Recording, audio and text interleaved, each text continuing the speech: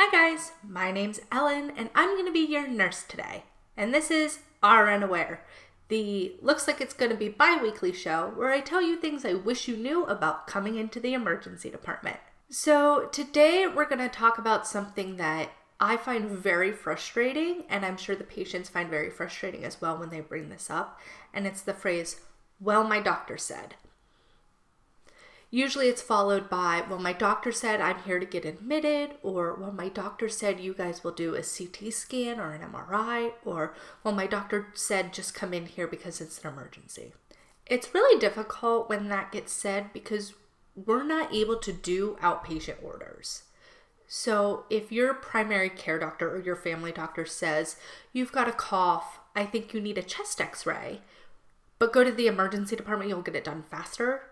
That's really hard because now your expectation is you're just going to walk into the emergency department, get this chest x-ray real quick, and be on your merry way, but that's not how it works. In that situation, my emergency provider needs to see you first and evaluate you.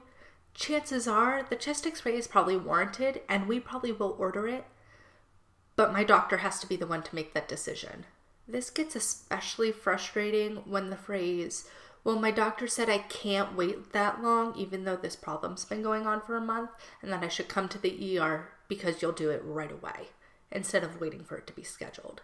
So patients, I know you're being a good patient and doing what your doctor says. That's not the appropriate use for an emergency department though, particularly if this problem has been going on or worsening for a while. And on that same thread, if you come in and my emergency providers feel that whatever that scan is that your family doctor said isn't warranted, we won't do it. And I know that becomes really frustrating for you guys because you were told this information and this needs to get done, and maybe that's not the route we take. The same thing goes for MRIs. MRIs are a very long study, and typically in my emergency department, we don't order them.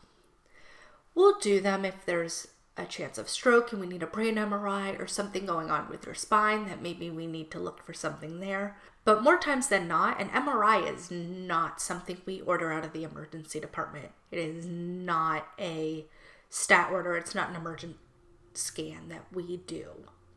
So it's really difficult, for example, if you've had knee pain for several weeks to months, whatever's going on, and the doctor tells you, "Well, I think you need an MRI of your knee," and you go to schedule it, it's a couple weeks out, you tell your doctor and they say, "Oh, go to the emergency department, they'll do it right away." No, fun fact, we probably won't. So that's one of the things that I find really frustrating. So if any primary care family doctors are watching this, if that's something you do, try not to, because that just makes us look like the bad guy when we're not able to do your orders. So on that same thread, a lot of times I have patients who say, "Well, the doctor told me to come in and get a blood transfusion because my counts are low. They should have already put in orders." I'm going to tell you right now, they did not put in the orders because that's not how it works. If it's something very specific or you have a specific condition and you follow with a specialist for that, we may call them, consult them and say, "Hey, what kind of things did you want done in this situation? What is your recommendation?" But my provider is going to see you first. My provider is going to treat you how they deem appropriate. You can't just walk in and say, "I need IV caffeine to fix my migraine. My neurologist told me you could do that." It's not really how it works. My providers will see you first, and chances are start with some treatments that we typically order while we work on trying to get a hold of the neurologist or looking for notes that says exactly what they want. So when I say that we can't really honor outpatient orders, that's true. Your doctor cannot write an order and I fulfill it. Not how the emergency department works. However, we will typically, if they're in our system, look at the notes, look at what their thought process was. And if they order something like, say, a CT scan on your belly because you're having belly pain, chances are you're going to get a CT scan. We do look at your chart and what your doctor said and try to be accommodating if we find it appropriate, if our exam is the same as ours or if our thought process is the same. But again, you can't walk in and go, "My doctor gave me orders," and I go, "Okay, that's not how it's going to go." On the same note, if your doctor says, I think you just need a CT scan, and you come to the emergency department, it will not just be a CT scan. Chances are you're going to get blood, an IV, a CT scan, some kind of meds, fluids. You're going to get worked up the way we would any belly pain, whether your doctor calls or not. Another thing I hear a lot is, well, my doctor called ahead. And I appreciate your doctor calling ahead and telling me that you're coming and kind of what their thought process was with you, what they think might be wrong, kind of giving me a heads up on your symptoms and what's going on. However, that call ahead is not the same as a restaurant. It's not call ahead seating. It's a heads up that you're on the way, and that's it. It doesn't guarantee you straight back to a room for a bed. It doesn't guarantee that you bypass everybody else who's waiting in my waiting room right now. So just because your doctor called ahead does not mean we're going to have a room ready when you get here. Something else I hear a lot is, well, my doctor just said to call them. I can't do a lot with that, like at all, okay? In triage, I'm not going to attempt to contact your doctor because it's not as easy as dialing their number. You know how it goes. Go through the menu and the nurse and the receptionist and whoever else is there, and chances are not be able to speak to. Once we get you to a room, get you settled, get you stable, figure out kind of what's going on, then we'll contact them to see what their thoughts were or what made them say go to the emergency department. Or I will look in your chart, but I'm not calling. So if your doctor says you need to go to the emergency department right now, I need you to know why. And the phrase, my counts are low, is not good enough. You have a lot of numbers that are counts. Give me a specific. Just like I said in a previous video, you need to know your medical history and your allergies and all of that. You also need to know why you're being sent in. I don't expect you to know the exact medical terminology, every single number, down to the 8th decimal point. I don't need all that. But if you're coming in and you tell me your counts are low or your counts are high, I need to know which one. Is your hemoglobin low and you need blood? Is your creatinine and BUN up and your kidneys are in a little bit of trouble? That's fine. Tell me that. Something with my kidney numbers are elevated, but I can't remember what the words were or the numbers specifically.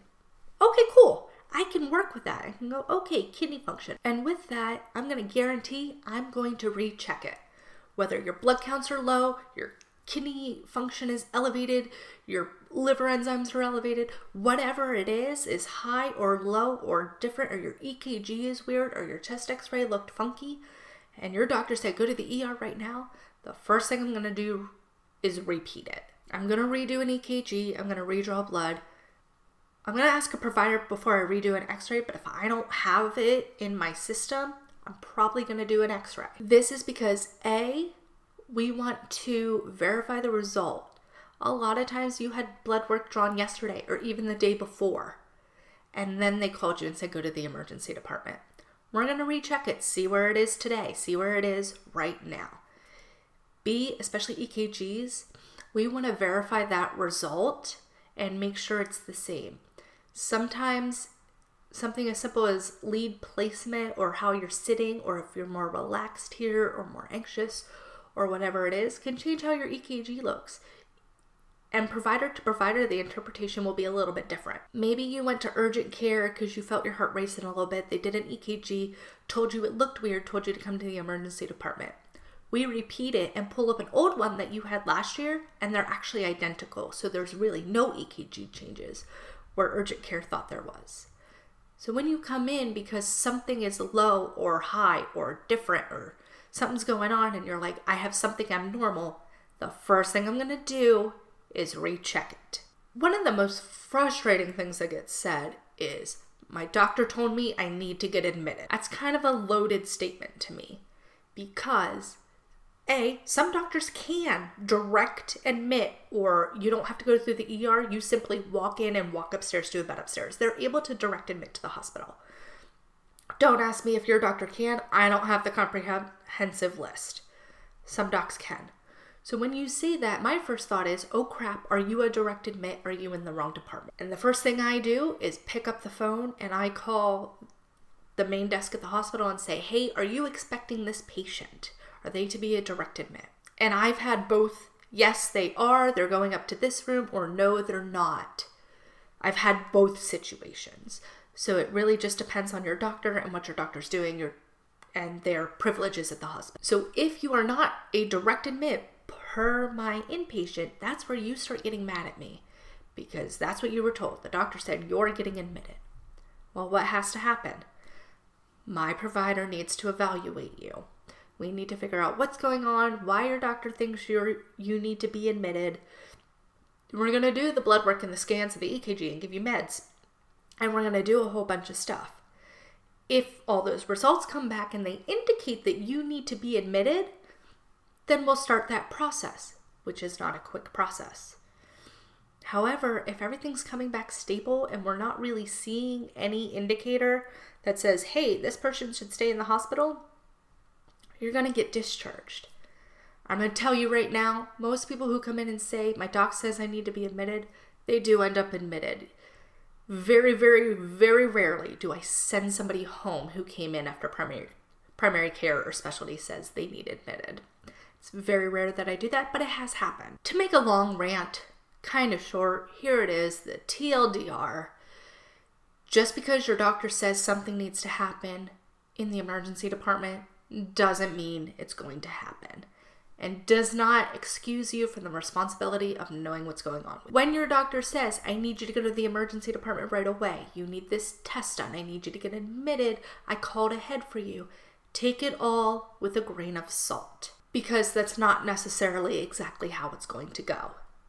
We absolutely do our best to honor the doctor's wishes, talk to them, what their thought process, get everybody on board, make sure we are doing what's best for you or what they think needs to get done. We do try to collaborate as much as we can. When you're in the emergency department, you are an ER patient. You're our responsibility. You're under our care. My providers are going to see you and do what's best for you. I think that's really all I have to say about that today. As always, drink plenty of water, take your medications as prescribed, wear your mask when you're outside, and I'll be back in a little bit to check on you guys.